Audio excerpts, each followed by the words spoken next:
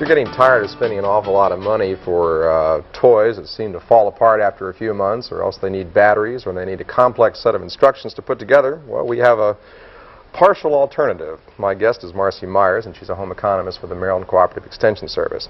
We're going to talk about homemade toys. In fact, we've got the ingredients for some homemade toys right here. We can play poultry farmer with this one, I suppose. We can play dairy farmer with, well, we really couldn't. These aren't exactly ingredients, Don. These are the toys. Oh, this is it. This is the final form. Right. Okay. This is what my children played with. It's good enough for my kids. It's good enough for yours. The thing is, there's a whole philosophy of toys. What are toys for anyway? Why do kids play? They don't do it just for fun. I guess it's a diversion. Well, it's been said that play is children's work and toys are their tools. That sounds, kind of corny, but it's true. They're playing for a purpose. They're learning a lot, even tiny babies who are touching things.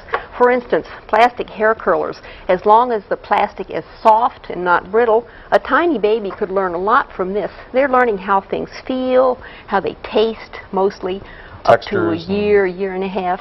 And common household things, as long as they're safe, can be wonderful toys for children.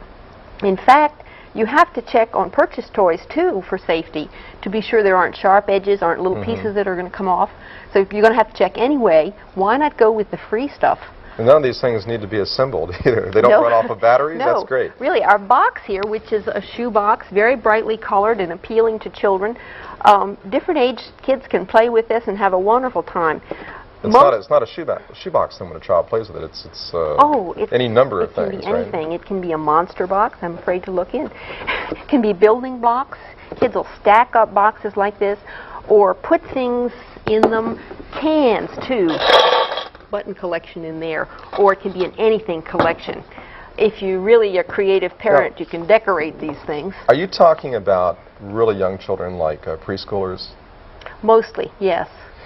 Once kids hit school, they get a little sophisticated. They've also been watching television. 5-year-olds are sophisticated today. That's it. They watch television. That's right. And they say, I want some of that. Sophisticated, expensive toys advertised.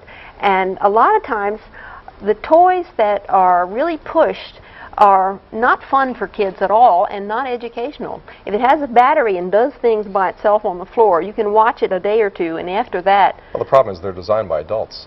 That's right. And most adults are much too grown up. Okay, now let's start looking at some of these things an item at a time, because all of these came out of your house. I mean, you didn't really have to do a lot of planning to bring these things with you. All right, this is a potato chip cylinder that's been covered with, I guess, some kind of wrapping paper. To make it attractive, although the color of the cylinder itself is bright and cheerful, you can cover it with plastic coated paper, and this makes it washable too, and this is a safe thing. Little tiny children may have a wonderful time peeling this off. I'm sure you've seen children who unwrap Christmas presents and then play with the wrappings in the box while the forget about the present. Yeah, the expensive toy, battery operated from grandmother, sits on the floor. This is good for carrying things too. Oh, and it rolls. And babies that are crawling can roll it and they'll follow it. All right, now this is a pie tin. Yeah. In fact, this reminds me of something when I was a kid. We used to take aluminum trash can tops, and they had a handle on them. They had made a great shield, when you and were the sled King Arthur and his icy knights weather. Sure. A little kid's favorite place to play, I think, is right between and under his mother's feet in the kitchen floor. Doesn't seem to mind water dripping on his head. Love to pull out pots and pans from the lower cabinets and bang them, feel them, chew on them, push them around, generally make a terrible mess.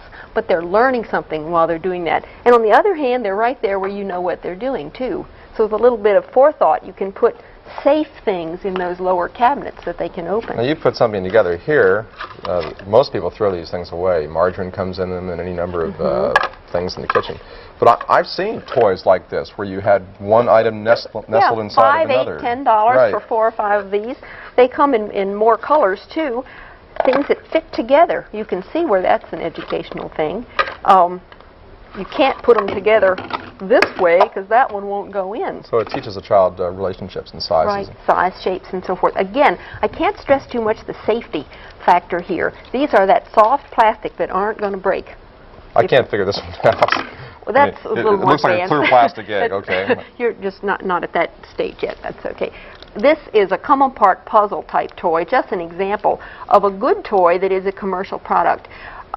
This one's a little sophisticated. That means that I can't do it. My children can. But there are simpler puzzles of this kind that will absorb school-age children. And again, like this with a tiny child, is teaching them space and shapes. This is doing the same thing for older kids. Well, this looks like something that wrapping paper comes wrapped around. Yeah. And kids can build, again, with boxes, empty boxes. Build all kinds of wondrous things with tubes. Cut them up, glue them together, cut holes in boxes and stick them through there, and only in their imaginations do the real things exist. The whole point then is that not so much these things are inexpensive, but the fact that here's something that can really stimulate your child's imagination and creativity and the things around the house. You have to use yours a little too, to see toys or playthings in ordinary objects like this, a sand scoop out of a plastic milk bottle. Now, when I was in elementary school, not too long ago, we used to take these things and paint them all different colors and use them to make Christmas tree right. ornaments. You cut out the cylinders and jewelry people don't think about boxes that for little girls, spray paint them, you know, and line the little sections with cotton, and they put all their little junky jewelry in there, and they think that's wonderful. And they've made it themselves, and that's the important thing. They've done something. Now, something like this, is there a chance that a child could hurt themselves on a kitchen utensil? I mean, this doesn't have any sharp edges particularly, but it's hard. You know, a young infant might.